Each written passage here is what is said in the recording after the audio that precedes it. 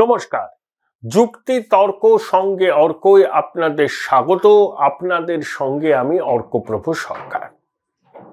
লোকসভা নির্বাচনের পর রাজ্য রাজনীতিতে কি কোনো নাটকীয় ঘটনা ঘটতে চলেছে? মমতা বন্দ্যোপাধ্যায়ের এয়ার অ্যাপারেন্ট অভিষেক বন্দ্যোপাধ্যায় কি রাজ্য মন্ত্রিসভায় যোগ দেবেন? এই জল্পনা তুঙ্গে।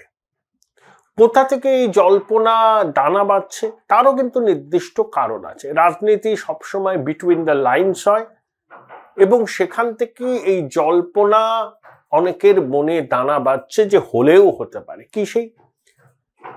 অভিষেক বন্দ্যোপাধ্যায়ের ঘনিষ্ঠ নেতারা মন্ত্রীরা প্রকাশ্যে নিজেদের মধ্যে বলছেন যে তৃণমূলের বিরুদ্ধে যে দুর্নীতির অভিযোগ তোলা হয়েছে বা লেগেছে, যারা যারা জেলে গেছেন, যাদের বিরুদ্ধে দুর্নীতির অভিযোগ, তাদের অধিকাংশই মমতা বন্দ্যোপাধ্যায় পুরনো দিনের সঙ্গী। 2011 থেকে 21 এই কাল পর্বে তারা যা কাণ্ড করার করেছেন। কিন্তু যখন অভিষেক বন্দ্যোপাধ্যায় মোটামুটি দলের রাশটা নিয়েছেন 2021-এর পর, তখন কিন্তু সেভাবে দুর্নীতির অভিযোগ সামনে আসেনি।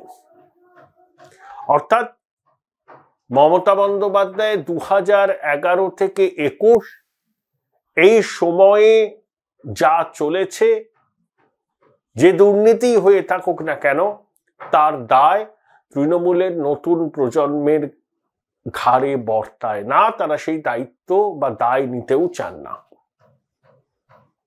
তাদের অনেকে এক ধাপ এগিয়ে বলছেন, মমতা বন্দ্যোপাধ্যায় তো 13-14 বছর মুখ্যমন্ত্রিত্ব সামলালেন, এবার তিনি জাতীয় রাজনীতিতে মন দিন। তিনি 7 বারের সাংসদ, সর্বভারতীয় তার পরিচিতি আছে।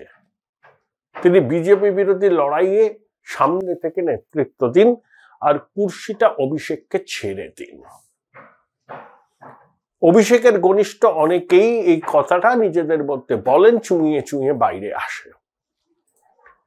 শোনা যায় যে অভিষেকও নাকি এই বিষয় নিয়ে দলনেত্রীর সঙ্গে কথা বলেছিলেন, কিন্তু দলনেত্রী তাতে সম্মত হননি। অর্থাৎ মুখ্যমন্ত্রী হওয়া এই মুহূর্তে সম্ভব নয়। মমতা বন্দ্যোপাধ্যায় এই মুহূর্তে মুখ্যমন্ত্রীর কুর্সি কাউকে ছাড়বেন না, সেটা বুঝতে পেরে অভিষেক বন্দ্যোপাধ্যায় এবং তার ঘনিষ্ঠরা নাকি এখন উপমুখ্যমন্ত্রী হওয়ার জন্য চেষ্টা করছেন। মানে তার চাপ সৃষ্টি করছেন মমতা বন্দ্যোপাধ্যায়ের উপর, যে অভিষেকের অনুরাগীরা যে এই অভিষেককে উপমুখ্যমন্ত্রী করা হোক। কিন্তু এখনো উপমুখ্যমন্ত্রী হিসাবে অভিষেককে মমতা বন্দ্যোপাধ্যায় তার ক্যাবিনেটে সামিল করবেন কিনা সেই প্রশ্নের সদুত্তর মেলেনি। অনেকে বলছেন মমতা বন্দ্যোপাধ্যায় নাকি চান যে অভিষেক মন্ত্রিসভায় সামিল হন, 1-2 গুরুত্বপূর্ণ মন্ত্রক সামলান, কিন্তু উপমুখ্যমন্ত্রী হিসাবে তিনি কাউকে বসাতে চাইছেন না।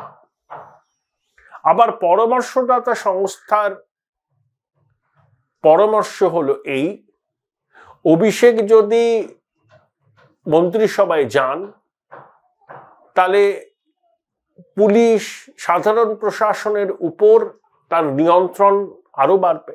ধরুন এখন তিনি যদি কোনো পুলিশ কর্তার সাথে কথা বলতে চান, সেটা হয়তো তিনি ফোনে বলতে পারেন, কারুর মাধ্যমে বলতে পারেন, তার ইচ্ছের কথা জানাতে পারেন। তিনি চাইলেই কোনো পুলিশ কর্তা তার দপ্তরে আসবেন না, তারা বাধ্য নন।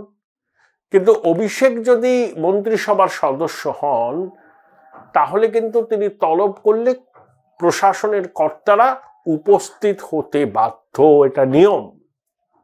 Join Indian Institute of Hotel Management now. Right choice, right decision.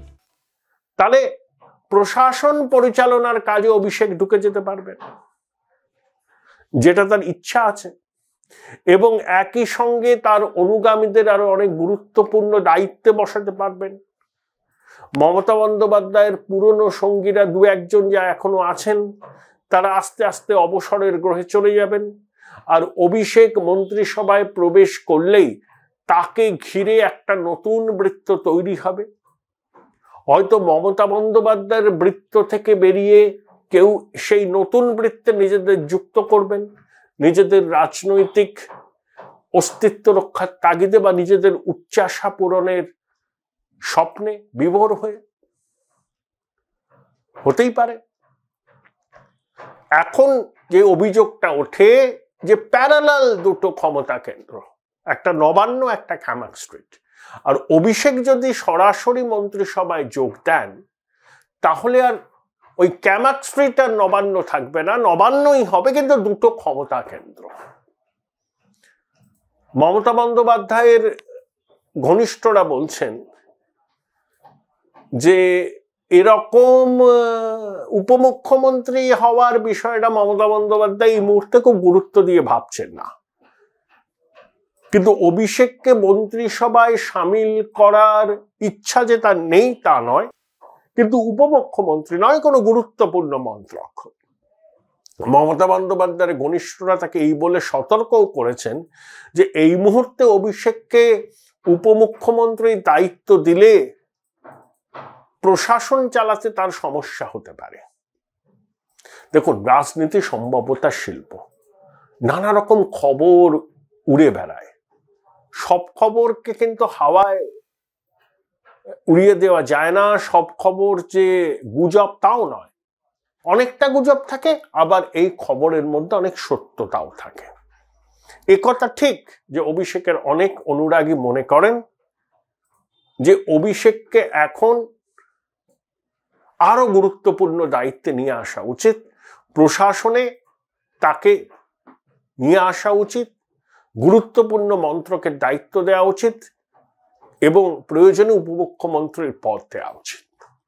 এটা অভিষেকের অনুগামী যারা নেতা আছেন, বিধায়ক আছেন, কেউ কেউ মন্ত্রী হয়েছেন, তারা সর্বান্তকরণে চান। কিন্তু মমতা বন্দ্যোপাধ্যায়ের ঘনিষ্ঠরা মমতা বন্দ্যোপাধ্যায়কে বোঝাচ্ছেন যে টাইম ইজ নট রাইট, আরো সময় প্রয়োজন, আরো সময় প্রয়োজন, আরো দেখে নিতে চাইছেন তারা অভিষেকের রাজনৈতিক বিচক্ষণতা, দূরদর্শিতা ইত্যাদি। এই যে অভিষেক কামাক স্ট্রিটে বিভিন্ন জেলার প্রতিনিধি, জনপ্রতিনিধি নিয়ে বৈঠক করতেন, সেটাও নাকি শোনা যায় যে মমতা বন্দ্যোপাধ্যায় খুব একটা পছন্দ করেননি। আপাতত সেই বৈঠকগুলো বোধহয় হচ্ছে না, কারণ মমতা বন্দ্যোপাধ্যায়ের ধারণা হচ্ছিল যে আর একটা বিকল্প সমান্তরাল ব্যবস্থা তৈরি হতে চলেছে, যেটা তিনি একেবারেই পছন্দ করছিলেন না। এইরকম একটা পরিস্থিতি। লোকসভা নির্বাচনে মমতা চেয়েছিলেন কংগ্রেসকে 4-5টা আসন ছাড়তে, কারণ তিনি বুঝেছিলেন যে কংগ্রেস পাশে থাকলে মুসলমানদের কাছে একটা পজিটিভ বার্তা যাবে। কিন্তু অভিষেক কোনো সমঝোতার পক্ষপাতী ছিলেন না। কারণটা বুঝতে পারছেন নিশ্চয়ই, কেন সমঝোতার পক্ষপাতী ছিলেন না। অনেকে এটাও আবার বলছেন যে লোকসভা নির্বাচনে তৃণমূলের ফল খারাপ হলে বিজেপি তো উল্লসিত হবেই, কারণ বিজেপি তৃণমূলের প্রধান রাজনৈতিক প্রতিপক্ষ, তারা এখানে ক্ষমতা দখল করতে চায়। বাম কংগ্রেসও তাদের ফল যাই হোক না কেন তৃণমূলের দাবদাবা কমলে তারা খুশি হবে, কিন্তু আরো 1-2জন খুশি হতে পারে, যদিও তাদের খুশি তারা কখনোই প্রকাশ করবেন না, মুখে দুঃখের হাসি ঝুলিয়ে রাখবেন। তারা কারা সেটা বুঝতে আপনাদের অসুবিধা হওয়ার কথা নয়। মমতা বন্দ্যোপাধ্যায়ের নির্বাচনী বিপর্যয় হলে বিরোধী রাজনৈতিক দল তো খুশি হবেই, কিন্তু আরো কেউ বা কারাও খুশি হতে পারেন তাদের ভবিষ্যতের কথা ভেবে। তারা কে বা তারা কারা সেটা বোঝার জন্য আপনাদের নিশ্চয়ই रॉकेट साइंस से पारदर्शी होते হবে না। समझदारों के लिए इशारा ही काफी होता है।